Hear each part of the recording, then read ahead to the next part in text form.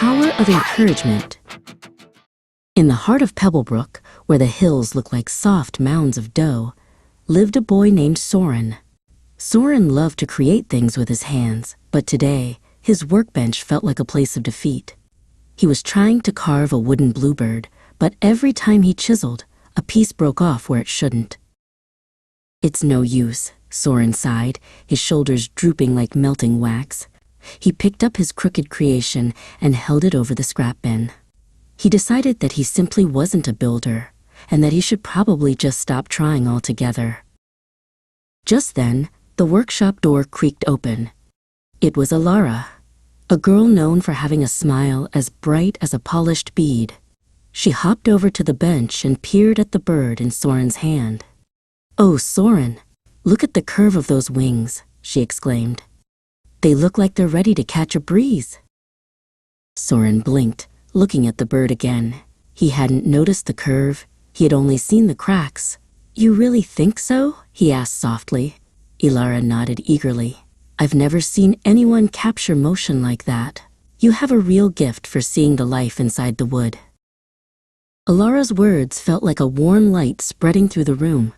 Soren pulled the bird back from the edge of the bin.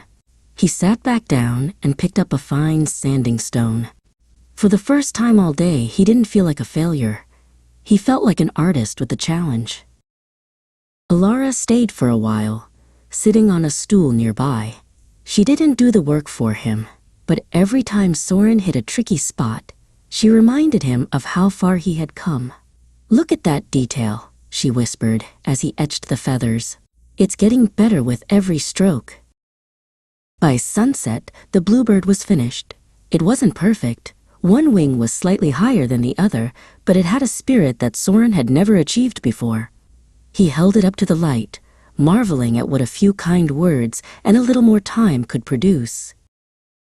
Feeling brave, Soren took the bird to the center of town to show Asher, the master woodcarver.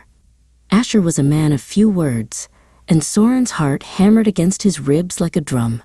He handed the bird to the old man, his hands trembling slightly. Asher turned the bird over in his large, calloused hands. Alara stood in the doorway, watching silently. Asher looked at Soren and then at Alara, who gave him a small, encouraging nod. "Persistence is a rare thing," Asher rumbled. "You have the hands of a maker, Soren. Come back tomorrow. I have much to teach you." Years later, Soren became the finest carver in Pebblebrook. One afternoon, he saw a young girl crying over a broken toy. He knelt down and smiled, remembering a girl named Alara, and the day a few kind words changed his life. "Don't worry," he said gently. "I see exactly how we can make this even better than it was before." Stories for kids.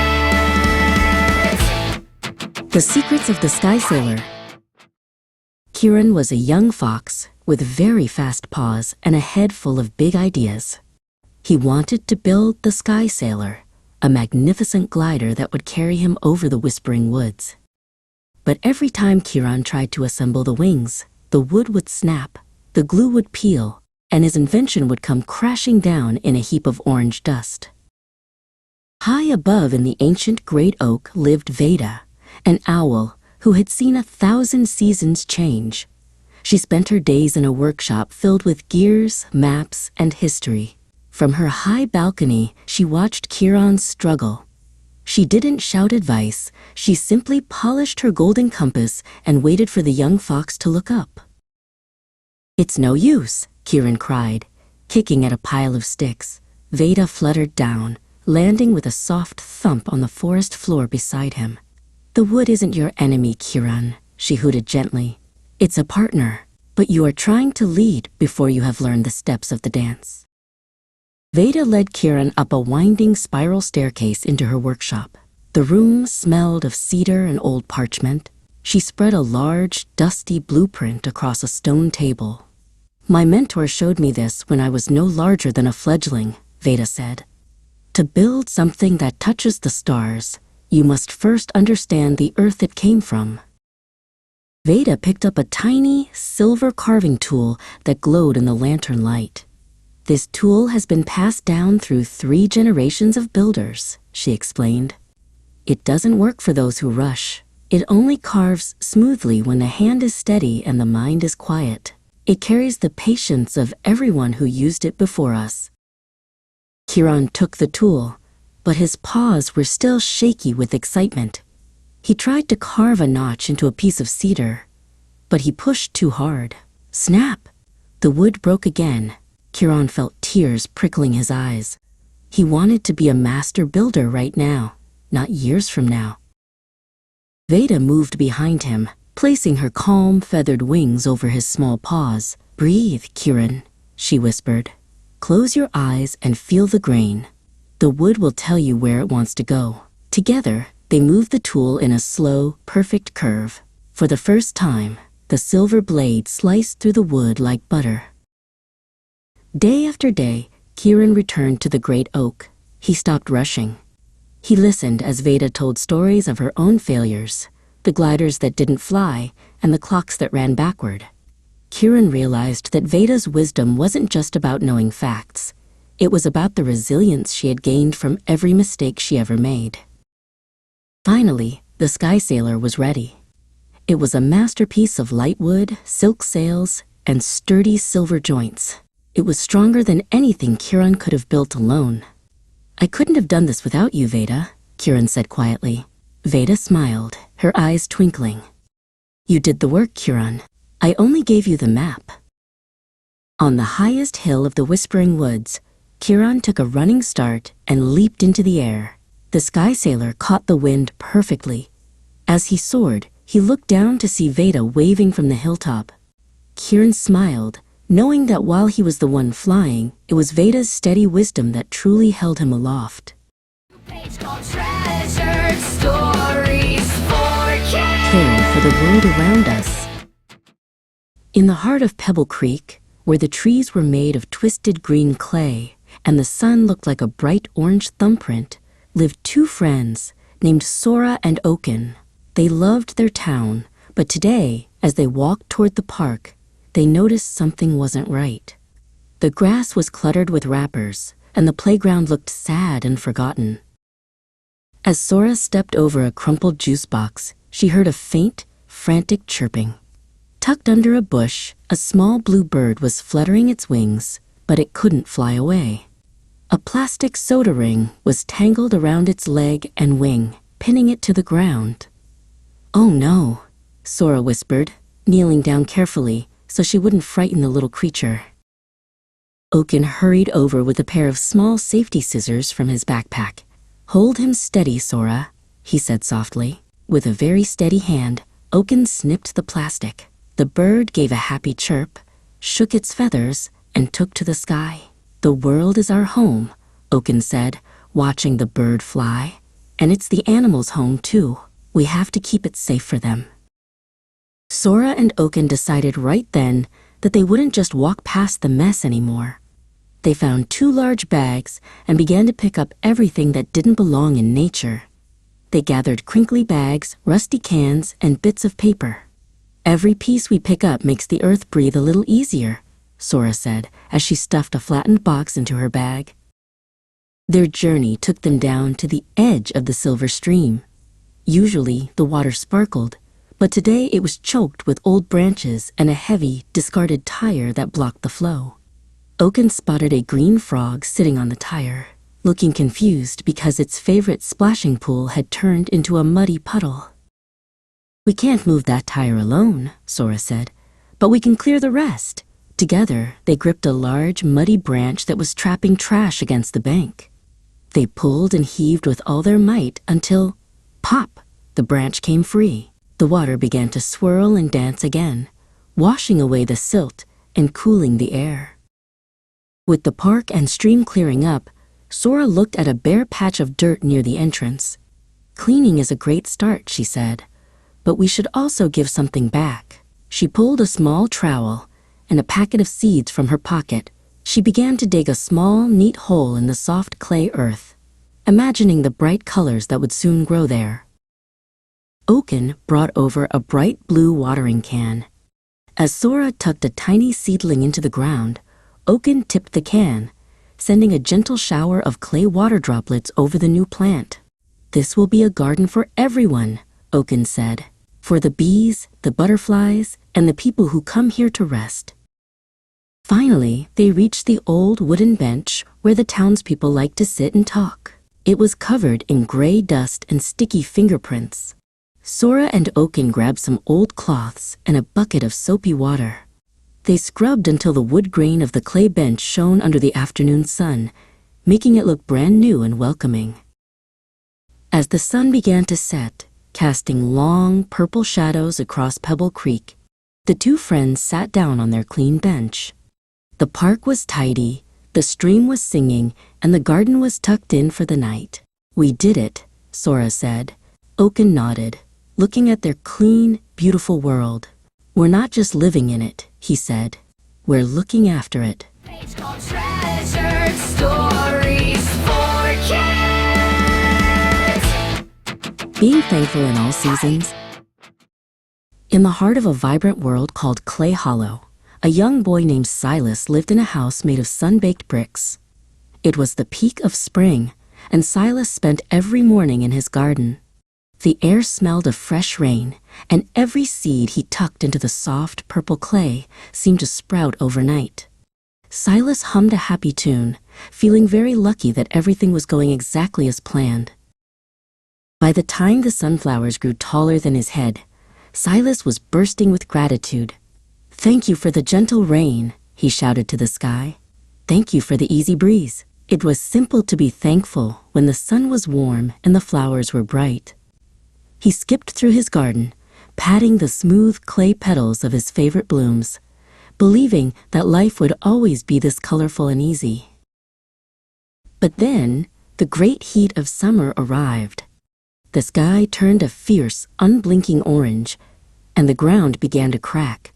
Silas's beautiful sunflowers began to droop, their clay leaves turning brittle and gray. No matter how much water he brought, the thirst of the land was too great. Silas sat on his porch, his shoulders slumped, feeling the sting of disappointment. It was hard to find a reason to say thank you when his hard work was wilting away. A shadow fell over the porch as Kilm, a wise neighbor who had seen many summers, walked up the path. She carried a basket of smooth river stones and a flask of cool water. She noticed Silas's sad face and sat down beside him. "The garden looks different today," she said softly. Silas sighed. "It's ruined. There is nothing to be thankful for when the sun is this mean." Kiln pointed toward the old oak tree at the edge of the yard. "Look at the shade, Silas. Be thankful for the shadows that give us a place to rest. Be thankful for the deep roots that hold the earth together, even when it's dry." Silas looked at the cool, dark patch of ground under the tree. He realized he had been so focused on his dying flowers that he hadn't noticed the comfort of the shade. "Thank you for the cool spot to sit," he whispered. As the months turned, autumn arrived with a sudden, howling wind. It wasn't a gentle breeze, it was a storm that knocked over Silas's garden fence and shattered his favorite clay trellis. Silas stood in the wind holding a broken piece of his fence. He felt like crying. Everything he had built was breaking, and he didn't understand how he could be grateful for a storm that took things away. Kiln appeared through the swirling leaves, holding a heavy mallet and a bucket of wet clay slip. "A storm shows us what needs to be made stronger," she shouted over the wind. Together, they began to pick up the broken pieces. Silas realized that while the fence was broken, his hands were still strong. "Thank you for the strength to rebuild," Silas said, his voice growing firmer as he worked alongside his friend. Then came the long silence of winter. A thick, heavy blanket of white clay snow covered everything in Clay Hollow. Silas couldn't garden, he couldn't build, and he couldn't even go for walks. He felt trapped inside his small house. The world felt cold and empty, and he missed the colors of spring. He sat by his window, watching the flakes fall, wondering if there was any magic left in a season so frozen and still. Kiln knocked on his door, bringing a pot of steaming cocoa. They sat by the glowing hearth, the fire casting a warm, flickering light on their clay skin. Winter is for resting, Kiln explained. Be thankful for the quiet. It gives our hearts time to dream of what we will plant next. Silas took a sip of the warm drink and felt the heat spread through him. Thank you for the warmth, he said, and thank you for a friend to share the quiet with. When the first sprout of spring finally poked through the softening ground, Silas was ready. He still loved the sun and the flowers, but he was different now. He knew that the heat made him appreciate the shade, the storm made him appreciate his strength, and the cold made him appreciate the fire. Silas knelt in the purple clay, a smile on his face. Thank you for every season, he whispered, because every season has a gift. Page called Treasured Stories for Kids. Wisdom in saying no. In the heart of the claylands, where the ground was textured with the gentle swirls of thumbprints, lived a young maker named Coda. Coda's hands were always stained with the bright hues of his craft. He was building his masterpiece, a celestial lantern designed to glow with the light of 1,000 tiny sparks. It was his purpose, his joy, and his pride. Just as Coda began to polish the delicate glass core, his friend Boff stomped into the workshop. Boff was a whirlwind of energy and unformed ideas. Coda, he boomed, I'm building a giant mudslide by the river, but I can't get the boulders to stay put. I need your strong hands and your clever brain right now. Coda looked at his lantern, then at his friend. He didn't want to leave his work, but he didn't want to be unkind.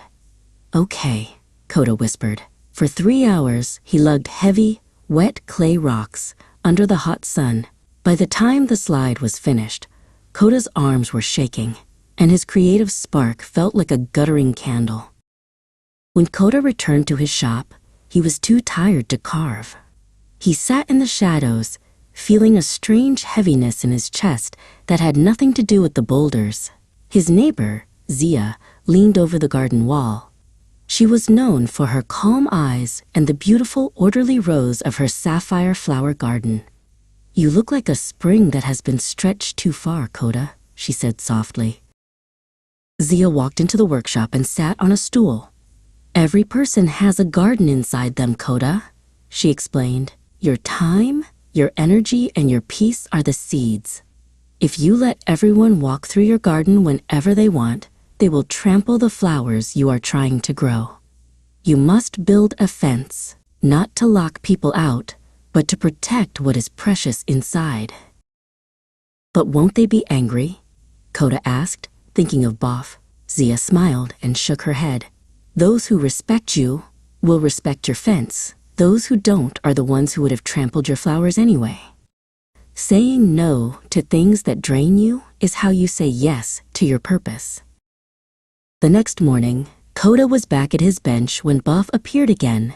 Coda, the mudslide needs a tower. Come help me mix the slurry. Coda felt the old urge to please, but he looked at his lantern and remembered Zia's garden.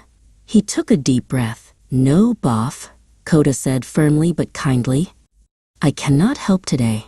I have important work to finish here. Boff blinked, his mouth hanging open. He stayed silent for a long moment, and Coda's heart hammered against his ribs. Then Boff shrugged. Oh, okay. I guess I'll see if Milo can help. Good luck with the shiny thing, Coda. As Boff walked away, the heavy weight in Coda's chest vanished. He hadn't lost a friend. He had gained his afternoon. With his peace protected, Coda worked with a focus he had never felt before. The stars he carved were sharper, the polish brighter. By sunset, the celestial lantern was complete. When he placed a candle inside, the workshop transformed into a galaxy of dancing light, every wall sparkling with the results of his dedicated no. That evening, Boff returned, not with a request, but with a quiet curiosity. He sat and watched the lantern glow. Wow, Boff whispered. I'm glad you stayed to finish this. Coda realized then that by setting a boundary, he hadn't just protected his peace. He had created something beautiful that everyone could enjoy. His no had been the greatest gift of all. Page called Treasured Stories for Kids. Integrity, when no one is watching. Silas loved to build things. In his small, cozy workshop, he spent hours smoothing the edges of clay birds and carving tiny wooden gears. He took great care with the details on the bottom of his toys, even though he knew they would be hidden from view. To Silas, knowing the work was done right was the most important part of all. One sunny morning, the town square was buzzing with excitement. Mayor Pomp stood atop a large wooden crate, his voice booming through the village. "Citizens," he cried, waving a shiny flyer, "next week is the Festival of Goodness. I shall award a giant golden trophy to the person who performs the most impressive kind deed." Suddenly, everyone in town was very busy being kind. Silas watched his friend Pip carry a heavy basket of apples for a neighbor. However, Pip wasn't looking at the neighbor. He kept glancing over his shoulder to see if Mayor Pomp was nearby with his notebook to record the deed. That evening, Silas decided to take the long way home through the quiet woods. The sun was dipping low, painting the clay-colored paths in shades of orange and deep purple. The woods lived up to their name. Not a soul was around, and the only sound was the crunch of Silas's boots on the soft ground.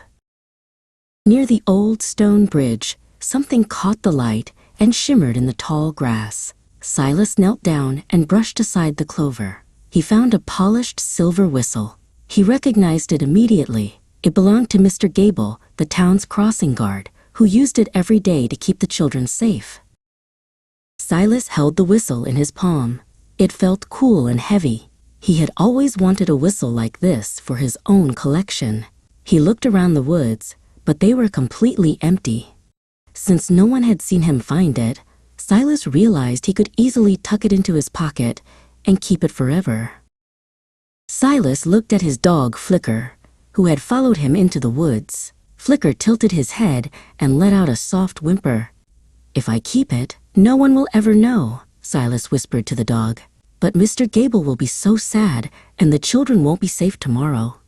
Silas realized that doing the right thing mattered most when there was no trophy at stake. Silas didn't wait for morning. He hurried to Mr. Gable's small cottage on the edge of town. He saw a pair of muddy boots sitting on the porch. Quietly, Silas placed the silver whistle deep inside one of the boots. He didn't sign a note, and he didn't wait around for a thank you. He simply turned and slipped away into the night. At the Festival of Goodness, Mayor Pomp handed the giant golden trophy to Pip for his very public help with the apples. The crowd cheered loudly, and Pip beamed with pride. Silas stood in the back of the crowd, unnoticed. He watched Mr. Gable nearby, who was happily blowing his silver whistle to guide a group of toddlers, his face glowing with relief. Back in his workshop that night, Silas sat with Flicker by his side. He didn't have a gold trophy on his shelf, but he had a secret warmth in his chest that felt much brighter than any metal. He picked up a fresh piece of clay and began to build, smiling because his heart was true, even when the world wasn't looking. It's called Treasured Stories for Kids. Being resilient in difficult times. In the heart of the Valley of Molds, where the ground was as soft as dough and the trees looked like sculpted gumdrops, lived a boy named Theron. Theron was a builder. He didn't use wood or bricks. He used the bright, squishy clay of the riverbank to make wonderful things. He loved the way the cool earth felt between his fingers, ready to become anything he could imagine. For 7 sunrises, Theron worked on his greatest masterpiece, the sun tower. He smoothed the edges until they gleamed and decorated the walls with tiny clay shells. It was tall, proud, and perfect. "This will stand forever," Theron whispered, looking up at the golden spire he had placed at the very top. He felt a deep sense of pride in his hard work. But that night, the sky turned the color of a bruised plum. A fierce storm swept through the valley. bringing a rain so heavy it felt like the clouds were melting. Theron watched from his window, his heart sinking as the wind howled. The water rushed down the hills, turning the soft paths into rushing streams of mud. When the sun finally rose, Theron ran to the riverbank. His heart broke. The sun tower was gone. In its place was nothing but a messy mound of gray sludge. All his hard work, his shells, and his golden spire were buried under the muck. Theron sat in the wet grass and cried. It felt like the disappointment was too heavy to carry. A shadow fell over the mud. It was Shale, the oldest builder in the valley. Shale didn't say anything at first. He just sat down in the mud right next to Theron. He didn't mind the stains on his clothes. He knew that sometimes, when things fall apart, you just need someone to sit with you in the ruins for a while. "It's okay to be sad, Theron," Shale said softly, picking up a handful of the wet sludge. "Loss is a heavy weight, but look closely at what is in my hand." Shale squeezed the mud, and the water trickled out through his fingers. "The shape of your tower is gone, but the clay is still here. It is still strong. It is waiting to be something new." Shale pointed to a sturdy stone wall covered in moss near the river. "I built that many years ago after a flood took my home," he explained. "I was disappointed, just like you. But I learned to build differently. I used the hard stones of the valley to protect the soft clay. Resilience isn't about never breaking. It's about knowing how to put the pieces back together." Theron wiped his eyes. He looked at the mud, then at his hands. He realized that while he couldn't bring back the sun tower, he still had the skill in his fingers and the strength in his heart. He stood up and rolled up his sleeves. This time, he wouldn't just build something beautiful. He would build something that could help his friends. Theron and Shale spent the day gathering heavy river stones. It was hard work, and Theron's muscles ached, but he didn't stop. They worked side by side, placing the stones deep into the earth to create a solid foundation. Shale showed him how to wedge the rocks so they wouldn't move, even when the ground got soft. By the time the moon rose, a new structure stood by the river. It wasn't a tall tower, but a wide, strong bridge made of stone and reinforced clay. It allowed everyone to cross the water safely, even when it rained. Theron realized that through his hardship, he had found the power to build something even better than before. He was resilience. It's called Treasured Stories for Kids. Managing anger and emotions. In the sun-drenched village of Glaze Valley, everyone was made of colorful, moldable clay. Taro was a bright blue boy who loved to build. Today, he was working on his grandest project yet, a spiraling tower of emerald green coils. His hands moved carefully, smoothing the edges of his masterpiece. Just as Taro reached for the final golden sphere to place on top, a clumsy bird swooped down and bumped the table. The tower wobbled, then leaned, and finally slumped into a heap of green mush. Taro stared at the pile, his hands frozen in midair. Suddenly, Taro felt a strange sensation. It started in his toes and rushed up to his head like a hot wave. His blue clay began to turn a bright, fiery orange. He felt tight, like he was being baked in a kiln that was way too hot. His fists clenched tight. "It's ruined!" Taro yelled. In his heat, he didn't try to fix the tower. Instead, he swung his hand and flattened the green mush even more. He kicked a nearby pebble, sending it flying into a puddle of liquid slip. The sizzle, as he called it, was in full control. A shadow fell over Taro. He looked up to see Molly, the village's oldest sculptor. She wasn't orange. She was a calm, marbled gray and white. She didn't look angry that Taro was yelling. She just sat down on a nearby bench and waited for the air to cool. "The sizzle is very loud today, isn't it, Taro?" Molly asked softly. She held out a small, smooth stone. "Anger is like a spark in the clay. If we let it grow, it makes us hard and brittle. But if we acknowledge the spark, we can choose how to put it out." "How do I put it out?" Taro asked, his voice shaking. It feels like I have to explode. Molly smiled. Try the balloon breath. Imagine you are a balloon filling with cool air, then let it out slowly so you don't pop. Taro closed his eyes and took a long, deep breath. Now, count the colors you see, Molly suggested. 1, 2, 3, 4, 5. Taro looked around. He saw the purple hills, the yellow sun, the green moss, his own blue toes, and Molly's gray hair. By the time he reached 5, the sizzle was gone. Taro looked back at the smashed green clay. He still felt a little sad that his tower was gone, but he didn't feel like kicking anything anymore. He sat back down and began to roll the green clay into fresh, smooth coils. I can start again, he whispered. Molly watched him work, her heart full of pride. You controlled the spark, Taro. The tower might fall again, but you are the one who decides how to mold the day. Taro nodded, placing a new base on the ground, stronger and steadier than before.